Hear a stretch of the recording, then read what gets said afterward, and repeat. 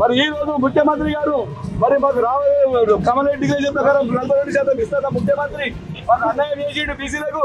మరి ఇంత అన్యాయం చేస్తామని మేము పరిస్థితి ఖండిస్తున్నాము. మరి మాకు ఇన్ని రోజులు చదివి మాకు మభ్యపెట్టి 2 సంవత్సరాలు చదివి మాకు చాలా ఇబ్బంది పెట్టి బీసీలకు అన్యాయం చేసిన ఇది రోజు మాకు దాని వెంటనే మాకు అమలు చేయాలని